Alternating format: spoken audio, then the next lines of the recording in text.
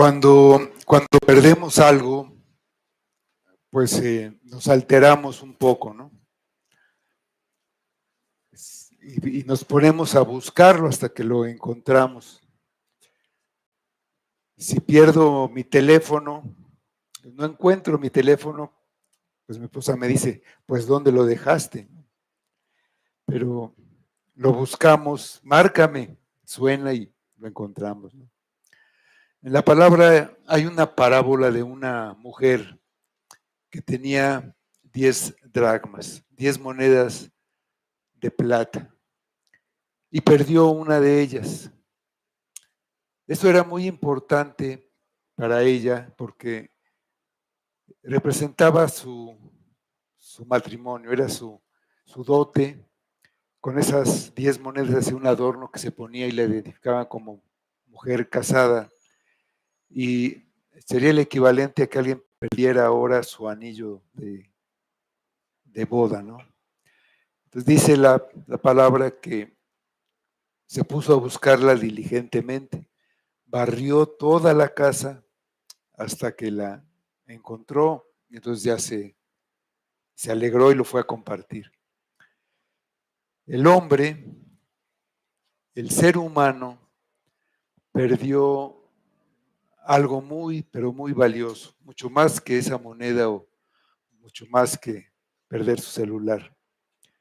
Perdió la comunión con Dios, perdió su estancia en el paraíso. Y lo peor de todo es que él lo entregó, lo dio a alguien que era más fuerte que él y le era imposible recuperarlo. El que lo había recibido no lo iba a devolver.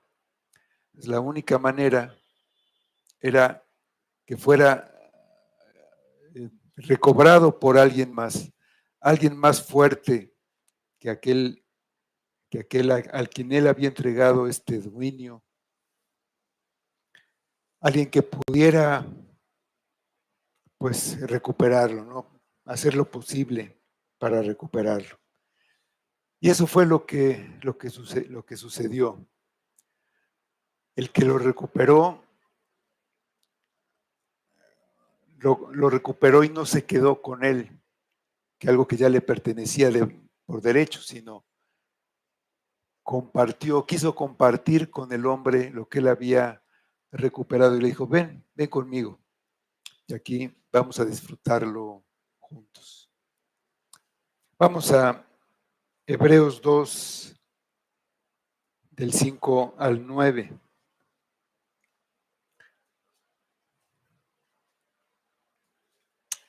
Voy a tratar de explicar cómo este pasaje se relaciona con lo que les acabo de comentar.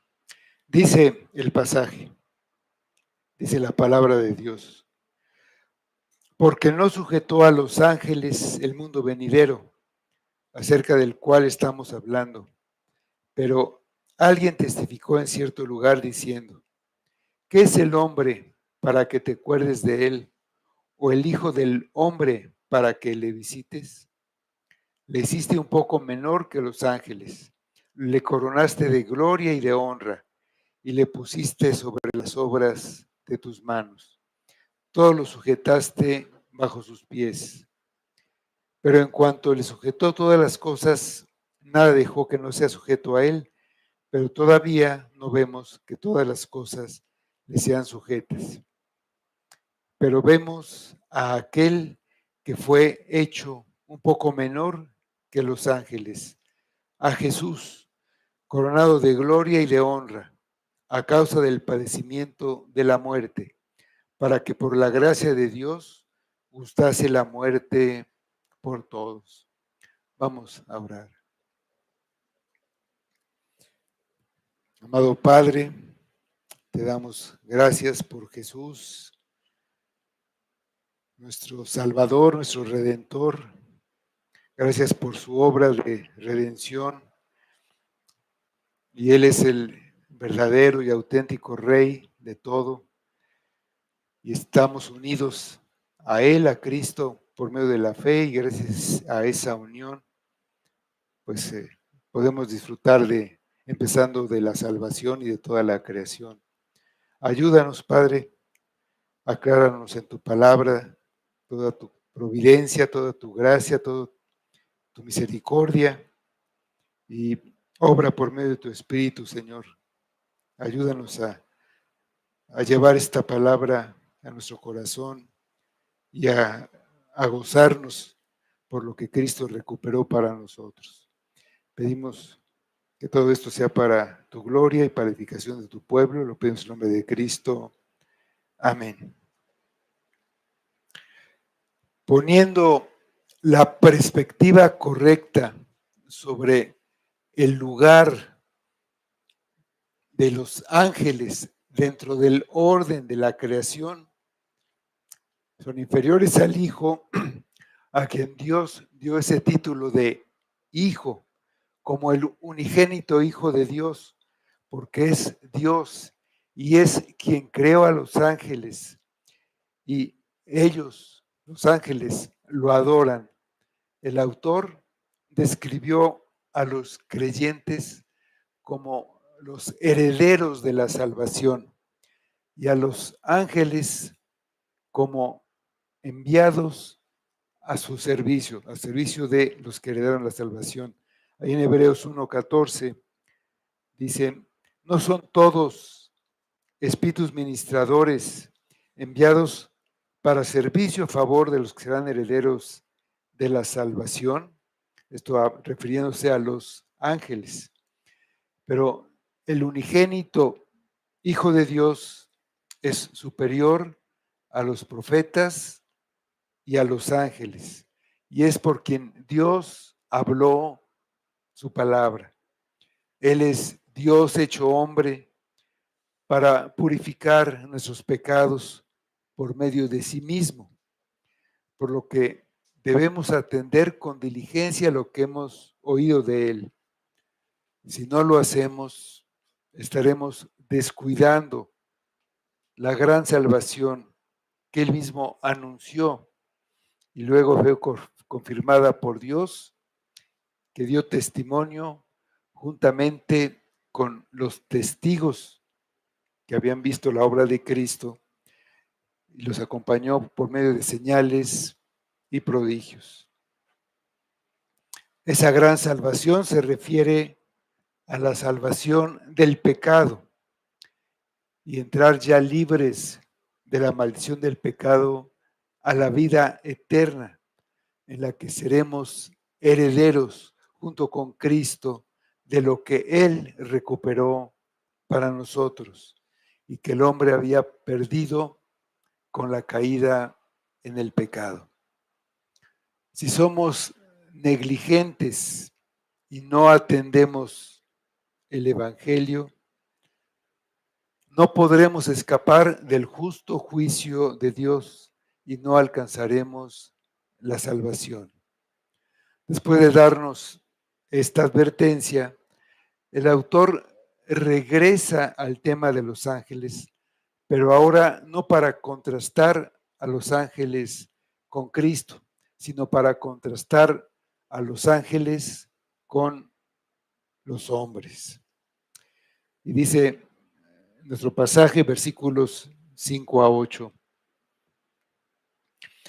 Porque no sujetó a los ángeles el mundo venidero, acerca del cual estamos hablando, pero alguien testificó en cierto lugar diciendo: ¿qué es el hombre para que te acuerdes de él, o el hijo del hombre para que le visites?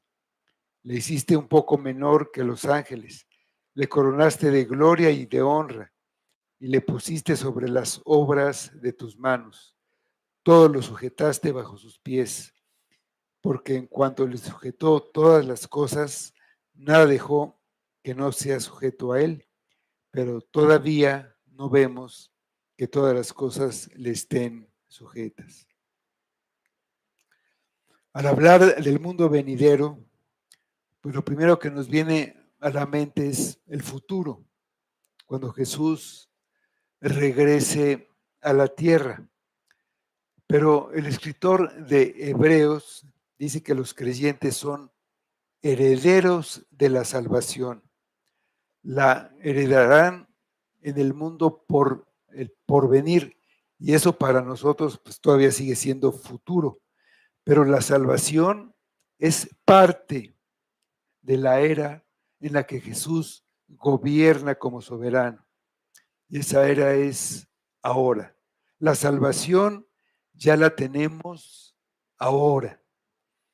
Esta era comenzó cuando Jesús se sentó a la diestra de la majestad en el cielo, cuando Él ascendió. Una vez que Él terminó su obra de redención a favor de nosotros, ascendió, está en el trono y ya reina.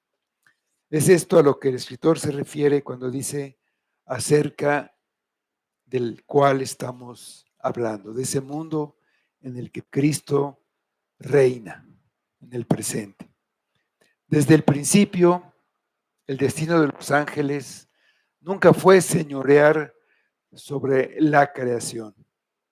El hombre fue creado por Dios a su imagen con ese propósito específico. Vamos al libro de Génesis, capítulo 1, 26 a 28, donde está este propósito que Dios tuvo después de haber completado la creación. Dice ahí, entonces dijo Dios, hagamos al hombre a nuestra imagen, conforme a nuestra semejanza, y señoré en los peces del mar, en las aves de los cielos, en las bestias, en toda la tierra, y en todo animal que se arrastra sobre la tierra. Y creó Dios al hombre a su imagen. A imagen de Dios lo creó, varón y hembra lo crió. Y los bendijo Dios y les dijo, fructificad y multiplicaos, llenad la tierra y sojuzgadla, y señoread en los peces del mar, en las aves de los cielos, y en todas las bestias que se mueven sobre la tierra. El hombre es la obra culminante de la creación. Es una criatura diferente a todas las demás y con la misión de llevar la imagen de Dios a toda la tierra y ser el representante de Dios en el gobierno de la tierra. Y también por tener una naturaleza espiritual, era capaz de tener comunión con Dios, podía adorarlo, adorar a Dios y podía relacionarse con Él. El autor que escribía a lectores judíos en esta carta, que eran conocedores del Antiguo Testamento y lo tenían como su autoridad, pues cita muchos pasajes del Antiguo Testamento para probar por las escrituras que ellos conocían todo lo que les está diciendo. Y aquí él toma el Salmo 8, que trata sobre la posición privilegiada que Dios dio al ser humano y que no dio a los ángeles. Sin embargo, el hombre perdió la posición que tenía con la caída. Dice el Salmo 8, vamos a leer el Salmo 8. Dice, oh Jehová, Señor nuestro, cuán glorioso es tu nombre en toda la tierra. Has puesto tu gloria sobre los cielos. De la boca de los niños y de los que maman, fundaste la fortaleza a causa de tus enemigos, para hacer callar al enemigo y al vengativo. Cuando veo tus cielos, obra de tus dedos, la luna y las estrellas que tú formaste, digo, ¿qué es el hombre para que tengas de él memoria? Y el hijo del hombre para que lo visites. Le has hecho poco menor que los ángeles y lo coronaste de gloria y de honra. Le hiciste señorear sobre las obras de tus manos. Todo lo pusiste debajo de sus pies, ovejas y bueyes, todo ello, y asimismo las bestias del campo, las aves de los cielos y los peces del mar, todo cuanto pasa por los senderos del mar. Oh Jehová, Señor nuestro, cuán grande es tu nombre en toda la tierra. El Salmo empieza y termina mostrando a un Dios glorioso. La creación, toda la creación, incluidas las estrellas, la luna, el sol, nos muestra algo de quién es Él. Pero Él, Dios, encomendó al hombre gobernar la tierra, pero no de una manera arbitraria y autoritaria, sino siempre estando bajo la autoridad de Dios. Es lo que podríamos decir como un virrey. Está el virrey tiene toda la autoridad, pero el rey todavía sigue estando encima de él. El versículo 6 del Salmo es el que el autor cita. El Salmo 8:6 dice: le hiciste señorear sobre las obras de tus manos, todo lo pusiste debajo de sus pies. Si comparamos lo que dice el Salmo con la realidad que estamos viviendo, inmediatamente nos damos cuenta de que el hombre no tiene bajo su control ni la naturaleza ni los animales. Más bien teme a las bestias de la naturaleza, a un león, a un oso o del mar, a un tiburón. Y la naturaleza muchas veces está en contra de los planes del hombre. En algunos lugares hay sequía y en otros lugares estamos inundados. Muchos mueren de hambre. El hombre debía administrar los recursos del mundo, pero no todos tienen acceso a lo que necesitan. Tiene alguna participación y puede hacer algunas cosas, pero no tiene todo bajo control. Al principio, Adán sí tenía todo sujeto a él, pero todo cambió por la entrada del pecado en el mundo, por la transgresión de Adán. Nuestros primeros padres minimizaron el pecado, el impacto del pecado en sus vidas y en la de su descendencia. Cada día tenemos noticias que nos recuerdan las consecuencias de que ellos pecaron. Violaron la manera en que debían vivir en el paraíso. Ellos habían sido advertidos, sabían que morirían, pero nunca imaginaron lo que significaba la muerte espiritual y quedaron separados de Dios, sin comunión con Él. Y en ese estado no podían permanecer en la presencia de Dios y fueron expulsados del huerto, el lugar de bendición, en donde ellos podían tener acceso directo a Dios. Perdieron el paraíso en el que vivían, perdieron todos los privilegios que tenían, perdieron la posibilidad de comer del árbol de la vida. Entonces, no vivirían para siempre, morirían. El pecado estropeó la imagen de Dios y el dominio del hombre sobre la tierra. Se hizo penoso y difícil y se perdió en muchos aspectos. El pasaje comienza diciendo: porque no sujetó a los ángeles el mundo venidero. Aun cuando el hombre cedió a Satanás el lugar que tenía cuando se sometió a él, cuando lo obedeció, el hombre abdicó a su posición de gobernante en favor de Satanás, pero no sería para siempre.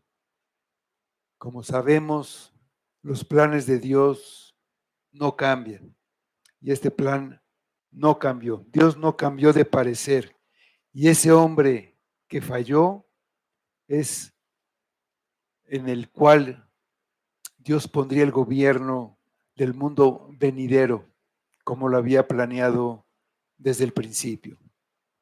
Inmediatamente después de la caída, Dios prometió enviar un redentor en un descendiente de la mujer.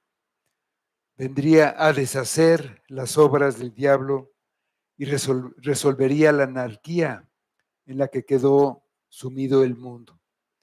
Un redentor que vendría a buscar y a salvar lo que se había perdido, a recuperar para el hombre lo que el hombre había perdido por su negligencia, por haberlo entregado a un enemigo.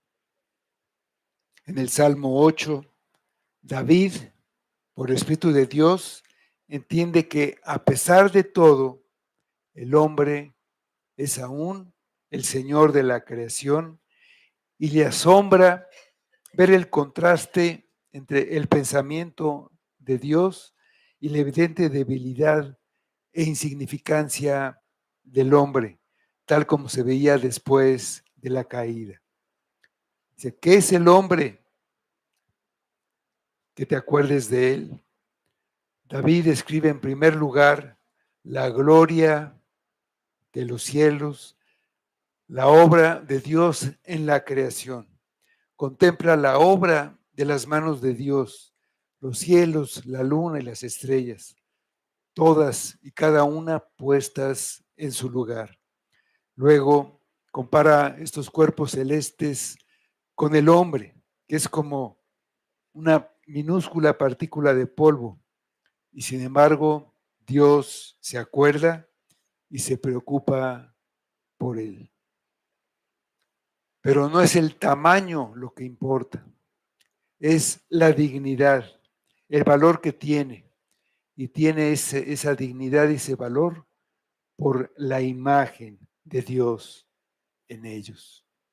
Por eso recibió autoridad de parte de Dios, como parte de la imagen de Dios.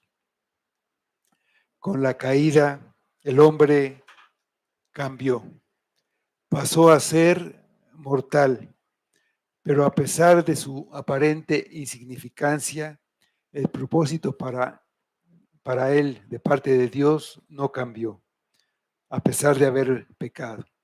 Las palabras, lo hiciste un poco menor que los ángeles, indican que Dios hizo descender al hombre de la posición que ocupaba. Los ángeles son seres espirituales. Ellos no tienen un cuerpo y por lo tanto no tienen limitaciones físicas como tiene el hombre. Y además tienen capacidades que el hombre no tiene. Antes de la caída, el hombre compartía con los ángeles la inmortalidad y la perdió. Cuando llegue la resurrección, por esa obra de Cristo, va a recuperar esa inmortalidad, va a ser inmortal como los ángeles. Dice Mateo 22:30. Porque en la resurrección ni se casarán ni se darán en casamiento, sino serán como los ángeles de Dios en el cielo. Pero aunque los ángeles estén en un nivel superior al hombre, no significa que hayan recibido autoridad para gobernar. En ningún lugar de las Escrituras leemos que Dios haya honrado a los ángeles en la manera en la que ha honrado al hombre. Solo el hombre ha sido coronado de gloria y honor. Esta expresión señala la exaltada posición del hombre, rey sobre la creación de Dios. Todo lo que Dios hizo lo puso debajo de los pies del hombre. Lo sujetó al hombre. En el mundo por venir, los ángeles no gobernarán al hombre. Al contrario, ellos, al ser espíritus ministradores enviados para servir a aquellos que heredarán la salvación, estarán al servicio del hombre. Dice el versículo 8, porque en cuanto sujetó todas las cosas, nada dejó que no sea sujeto a él, pero todavía no vemos que todas las cosas le sean sujetas. La ruina en la que se encuentra el mundo demuestra el fracaso del hombre, que está muy lejos de cumplir con su alta encomienda. Pero el propósito de Dios no se puede frustrar y el plan divino se cumple en el Redentor, ese que Dios envió, quien quitó el pecado y la muerte por medio del sacrificio de sí mismo, y es a quien contemplamos coronado de gloria y honor a la diestra de Dios. Ese postrer Adán remediará los males causados por el fracaso del primer Adán. Y él sujetará a sí mismo el mundo venidero acerca del cual estamos hablando, que no es patrimonio de los ángeles, sino de los hombres.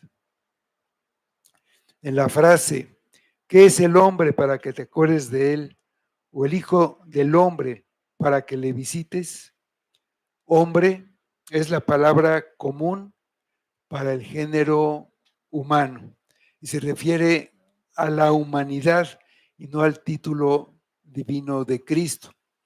Hijo del hombre, entonces aquí en este pasaje se refiere a los descendientes de Adán, a la humanidad en general, ¿sí? Pero la frase, todo lo sujetaste bajo sus pies, tanto en el Salmo 8 como en el versículo 6 de Hebreos 2, deja ver que es una referencia, sí, en primer lugar al ser humano en el propósito original de la creación, pero es también una referencia a Cristo.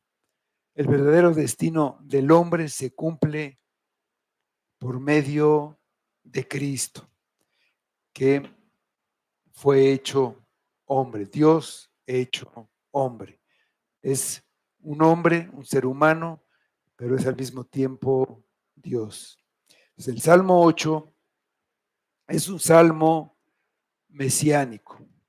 Así es usado en el Nuevo Testamento.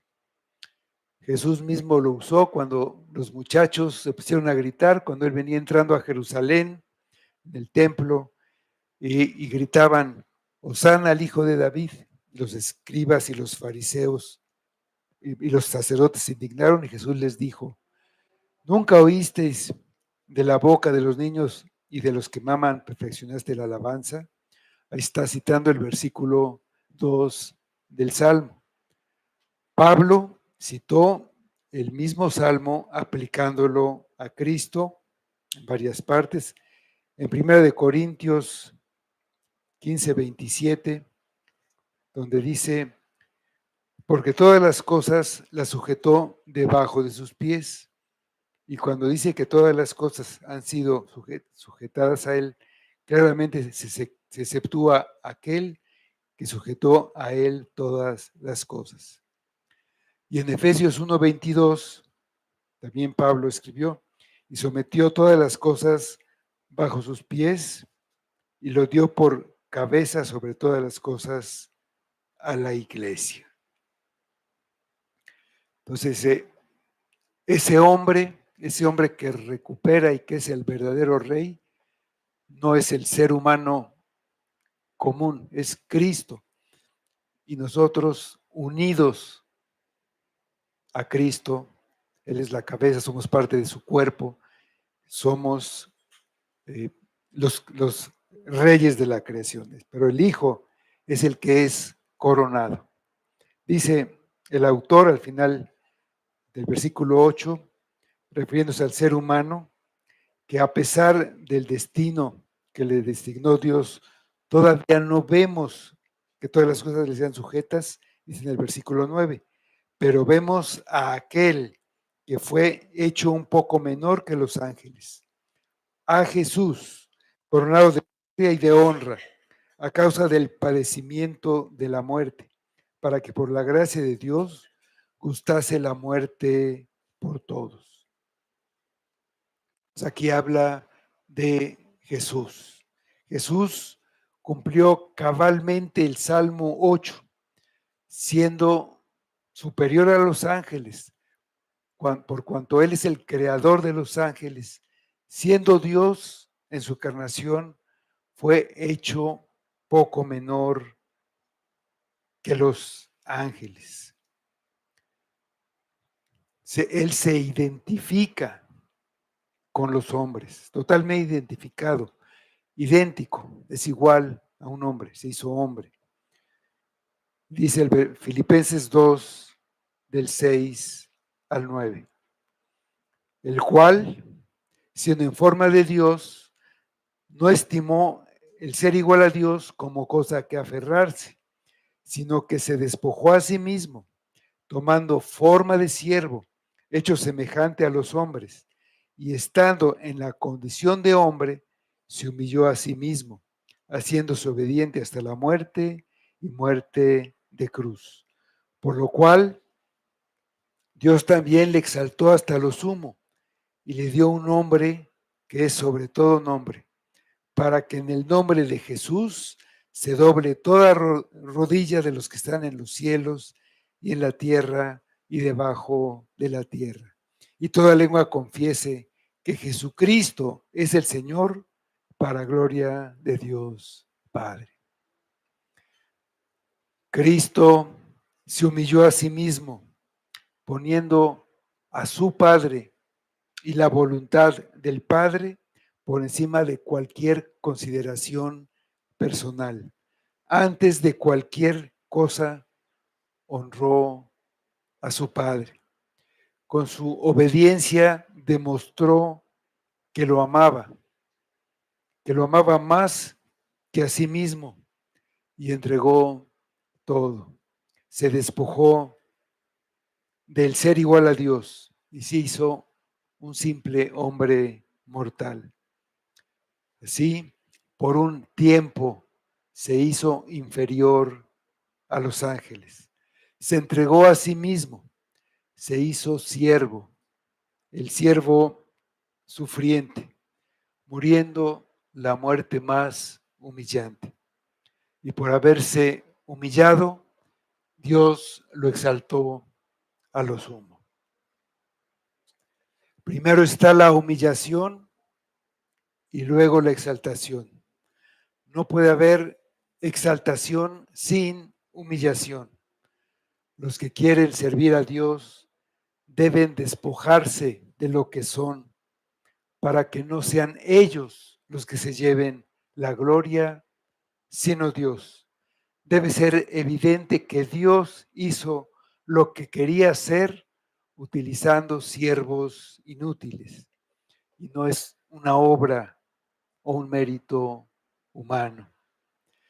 Si ellos no se humillan, Dios los humilla antes de que estén listos para el servicio. Y esto lo vemos muchas veces en la Biblia. Moisés, educado en la corte de Faraón como hijo de la hija de Faraón, quería ser el libertador del pueblo suyo esclavizado. Y lo quiso hacer a su manera, lo quiso hacer por la fuerza, quiso tomar ese liderazgo. Fue y mató a un egipcio. y tuvo que huir, terminó escapando, tuvo que vivir 40 años en el desierto, cuidando ovejas que ni siquiera eran suyas, hasta que él se convenció que no podía hacer nada, que no era nadie. Dice en Éxodo 3:11. Entonces Moisés respondió a Dios: ¿quién soy yo para que vaya a Faraón y saque de Egipto a los hijos de Israel? Hasta entonces él estuvo listo. La gloria de la liberación de Israel no sería para él, sería para Dios. Y sería evidente a todos, judíos y egipcios. José, el hijo de Jacob, el hijo predilecto, fue esclavizado. Luego fue esclavo en la cárcel, sirviendo a los presos, humillado así por años. Así fue preparado para salvar a su pueblo, a su padre y a sus hermanos. Llegado el momento, estaba listo, sin rencores, sin ánimo de venganza, un auténtico siervo de Dios. Sansón, un hombre fuerte en extremo, él confiaba en su fuerza y esa fuerza le fue quitada. Le sacaron los ojos y fue puesto en un molino a moler como un burro, como una bestia de carga. Y humillado así, estuvo listo. Le fue devuelta su fuerza y ese día derribó el templo en los que los enemigos de su pueblo adoraban a su Dios y los mató. David fue ungido como rey, como cuando era un muchacho. Fue y mató al gigante Goliat y sin embargo tuvo que ser perseguido, tuvo que vivir en cuevas, vivir en el extranjero por 20 años antes de estar listo para ser rey. Pablo, el gran teólogo fariseo, educado a los pies de Gamaliel, doctor de la ley, enemigo de la iglesia, en el camino a Damasco vio el resplandor de Cristo y cayó en tierra. Su orgullo fue hecho pedazos. Renunció a todo lo que era y estuvo listo para servir. Dios no necesita hombres preparados, no necesita hombres fuertes, no necesita tus capacidades, necesita hombres humildes que lo amen y busquen su gloria. ¿Ya estás listo para servir? En el Evangelio de Mateo 23:11 dice: el que es mayor de vosotros sea vuestro siervo, porque el que se enaltece será humillado, y el que se humilla será enaltecido. Y en 1 de Pedro 5:5 y 6 dice: igualmente, jóvenes, estad sujetos a los ancianos y todos sumisos unos a otros, revestidos de humildad, porque Dios resiste a los soberbios y da gracia a los humildes. Humillaos, pues, bajo la poderosa mano de Dios, para que Él os exalte cuando fuere tiempo.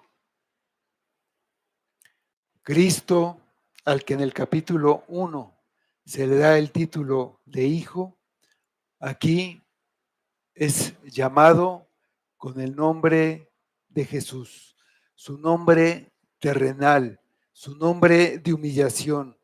Ese nombre significa Salvador, apuntando a su muerte, a su resurrección y a su ascensión. Jesús, el Salvador, obtuvo la gloria y honor para sí mismo y vida eterna para su pueblo. Todos los hijos de Dios son llamados hermanos de Él. Ahí en el versículo 11 de nuestro capítulo 2 de Hebreos. Porque el que santifica y los que son santificados, de uno son todos, por lo cual no se avergüenza de llamarlos hermanos. Jesús experimentó la muerte en el más alto grado de amargura, no como un noble mártir, un héroe de la patria que se sacrifica, o un mártir que aspira a un estado de santidad, sino como el Salvador sin pecado que murió para librar a los pecadores de la maldición de la muerte espiritual por la gracia de Dios, que se entrega por amor a su Padre. Nuestra redención es por el amor de Dios, que no escatimó a su propio Hijo.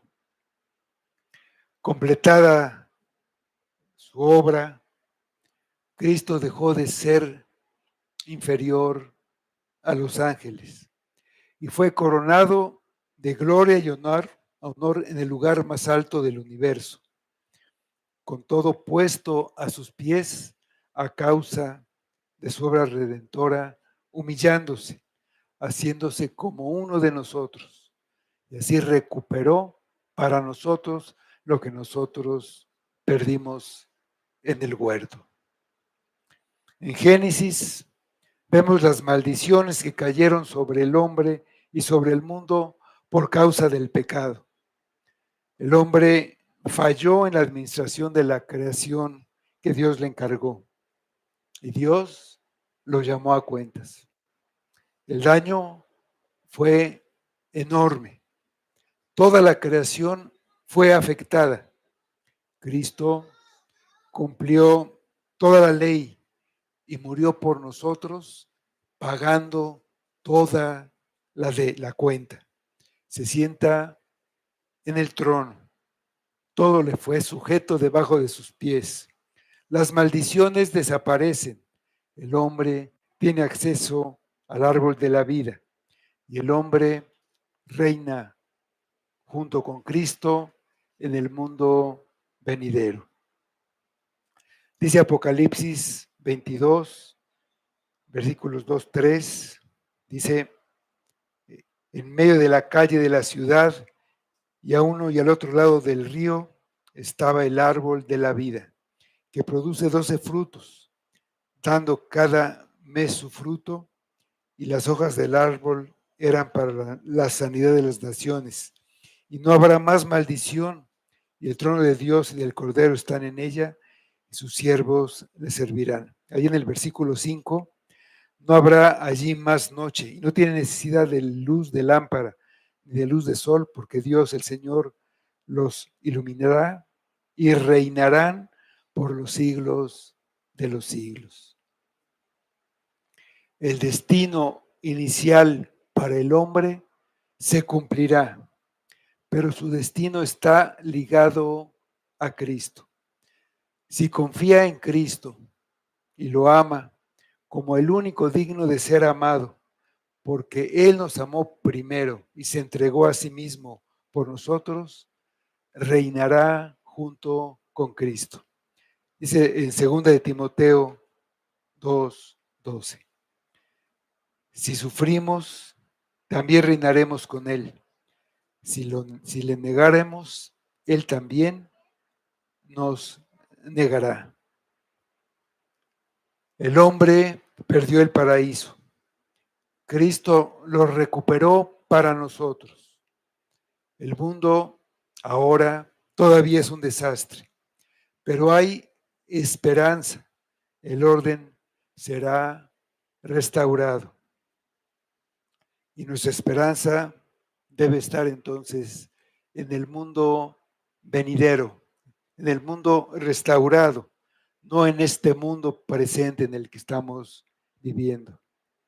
Ahí, en ese mundo venidero, con Cristo en el trono, ya no habrá muerte, ni habrá más llanto, ni clamor, ni dolor, porque las primeras cosas pasaron. Con su obra redentora, Cristo nos dio la gran salvación del pecado, nos dio la vida eterna y recuperó nuestro paraíso para nosotros. Nuevamente es posible el acceso del hombre al paraíso, pero es solo por medio de Cristo. Es necesario ser humilde, reconocer la propia incapacidad y la bondadosa redención de Cristo.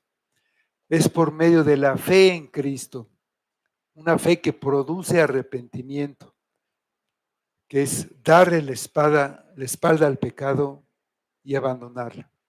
Porque si seguimos conviviendo con el pecado, no podremos regresar al paraíso. Dice en Apocalipsis 21, 27, hablando de esta ciudad celestial que descendió, dice, no entrará en ella ninguna cosa inmunda o que hace abominación y mentira, sino solamente los que están inscritos en el libro de la vida y del Cordero. No podrá entrar allí ninguna cosa inmunda o que hace abominación o mentira. El arrepentimiento verdadero implica un abandono del pecado, un darle la espalda y empezar a caminar en busca de la santidad. Y eso es lo que se hace ahora como creyentes. Estamos caminando en esa dirección hasta esta ciudad eterna, a ese paraíso recuperado por Cristo. Necesitamos caminar en santidad. No tenemos perfección, pero caminamos en esa dirección, siguiendo a Cristo, siguiendo su ejemplo, siguiendo sus pisadas, porque para eso Él vino. No solamente para eso, pero sí nos dejó su ejemplo. Si quieres regresar a ese paraíso, volver a entrar en Él, tienes que venir a Cristo, buscar a Cristo, pedir que te perdone, y solamente se logra por medio de Cristo.